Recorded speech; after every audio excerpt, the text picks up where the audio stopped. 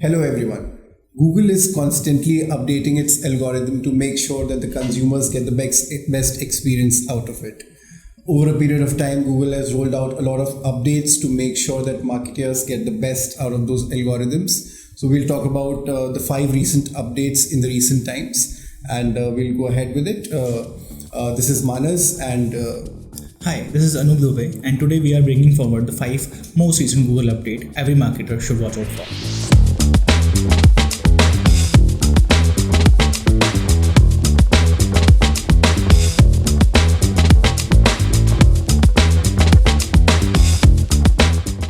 First of all, we'll talk about the product review updates.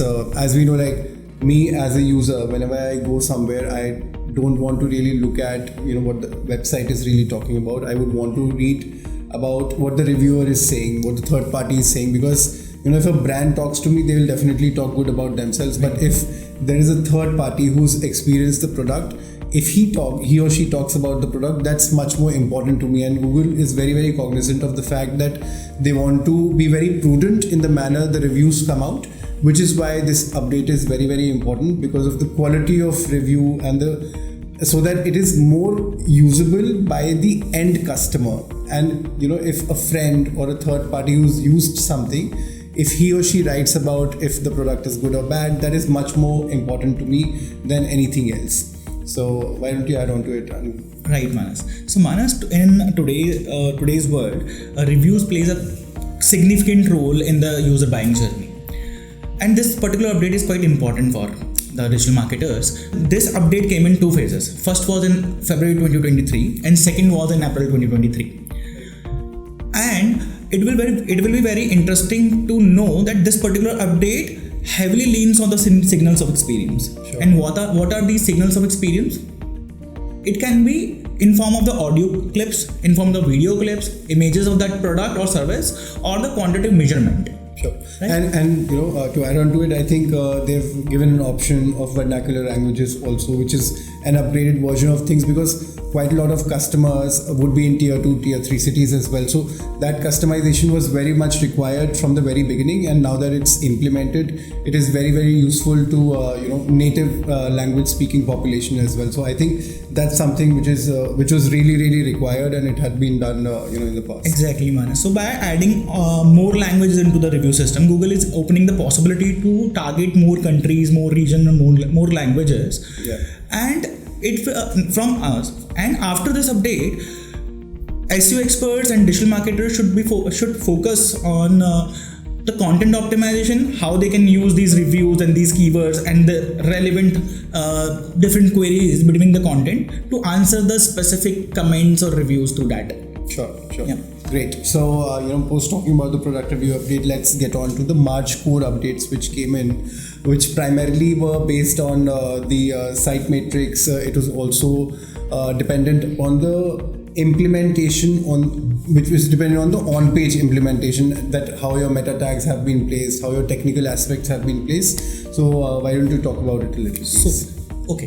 So Manas, this is also a very important update because it is basically leans around the content optimization, technical and SERP friendliness of the content and the website pages. March core update is one of the update from the family of the core updates only. Sure. These type of updates comes in a regular basis. Core updates are coming into the system from 2016 to till the date. After this update, SEO experts and digital marketers need to be focused on the SERP friendliness through content optimization and different components of the on-page optimization, so that they can demonstrate WED concept through that. Sure. And I think what happens a lot of times when we interact with a lot of brands, we notice that the technical implementation, at a lot of times is missing. So, while we also urge a lot of clients, because they have internal IT teams, so that the implementation is in place, and we need to work in tandem with the IT teams to make sure that all on-page implementations are possible, because this core update which has happened, it will definitely impact in the longer run. So not only the off-page signals which are coming back to the website, and also say the articles which are written on third-party websites, that's not the only thing which will do the deal for you. It is also what goes on your website, the quality score, of the entire thing, the Google quality score as well. All in all would impact the overall website score. So that's what we're talking about. Exactly. Right now. Yeah. Then great. So we've spoken about the product review update and the March core updates.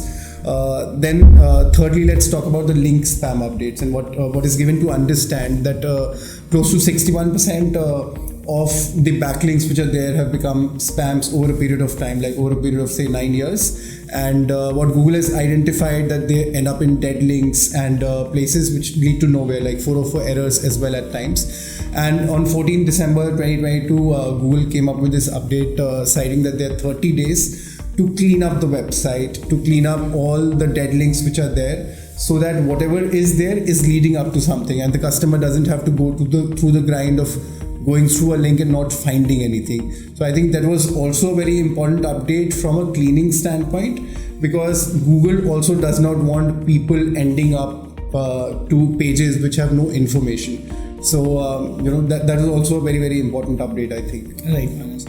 In terms of SEO, we need to work on different type of optimization. One is technical optimization, second is on-page optimization, third is off-page optimization. Generally, all the SEO experts heavily focusing on the backlinking activities. Why? Because backlinks generate the signals for the ranking and the traffic.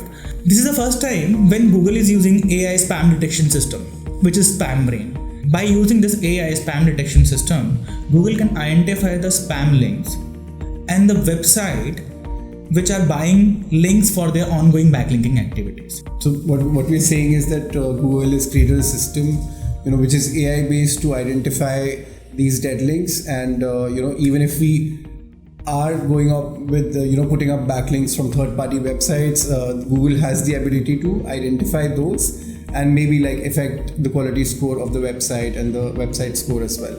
So that's what we are saying through the link spam updates. Exactly. Right. Fourthly, we'll talk about the helpful content updates. What Google says is that whatever the format of the content which goes out on the website, it should be useful to the end user, be it like a textual format or a video format or otherwise. And we have certain examples of clients which we have worked on as well. Yeah. Helpful content update is heavily leans around the human sentiments only. Previously, we have seen the most of the digital marketing and SEO people are working around the keywords. They are trying to using more and more keyword into the content, and they are over optimizing that particular part of their website. That is not we're talking about keyword stuffing, right? Like, what people used to do in yesteryears, that if there are certain keywords which are ranking well on Google, they used to be stuffed in a certain article so that they rank up, and Google has done away with that right now. Yes. So before this update, these people are following these type of strategies to make the content friendly for the SERP ranking only, and they are lagging in human touch. So from now, content writers and SEO people need to be focused on the relevancy of the content. They need to focus on the human sentiment, how they can infuse the human sentiment in between the content by using different type of formative content, like whether the video content they can embed within that particular article, blog, whether images can be added in between content. This will definitely going to help them for the better ranking as well as the better traffic from the audience. And I'll also quote an example of some of the clients which we've been working with in the financial domain, be it one of the insurance clients which we're working, and one of the financial clients which we've been working. So there is a lot of content which has already been created over a period of time, and what we have done is we've identified central pieces which are really, really useful for the customers and made videos out of them. So they're like 1.5 minute videos which can be used and embedded on the website. There can be infographics which can be here, also probably say on Pinterest, on all other platforms as well.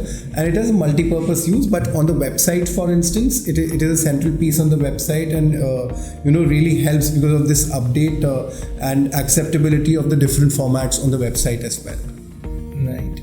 So it is all about the engagement and experience. Yeah, it's actually about the engagement and experience. Last but not the least, we'll talk about the fifth update, which is removal of the 4 ranking systems from the ranking systems of Google, which is about the page speed, page security, site security, and also mobile friendliness overall from the ranking systems of Google which are there. and Google takes into account a lot of parameters, and these 4 used to be some of the core things which they used to take into account, but they've removed that right now. Yes, just want to add few words. This is not an update, this is an announcement, and when this announcement came, this has created a buzz in the industry and lot of confusion among the digital marketer, SEO expert and content writers. So Google announced that it is going to remove all these 4 factors from the main ranking factors as well as from the retired list of the ranking factors. Why Google came up with this announcement? Because Google is using Core Web Vital to ensure the overall optimization of the website, whether it is technical optimization, on-page optimization, page experience, page speed and security. At the same time, SEO people are basically hyper focusing on page experience through different other metrics. So Google is saying these are the not main factors behind your ranking and traffic. These are the signals only. Sure.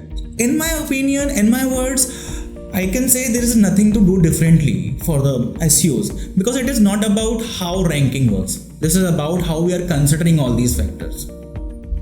How we are basically optimizing our content, website for the relevancy, for the user experience, not for the ranking of SERP.